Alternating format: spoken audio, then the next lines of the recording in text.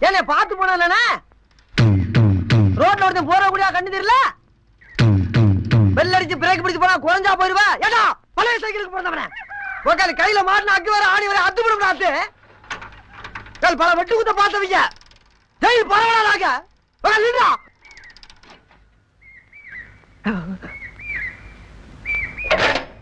பார்த்து போங்க எல்லாம் அவங்க நன்மைக்கு தானே சொல்றேன்.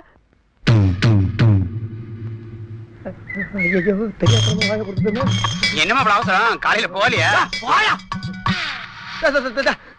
சுத்தி சுத்தி அதே சந்தை கொண்டமா சந்தை சிரிக்கும் சொல்லுவாங்க.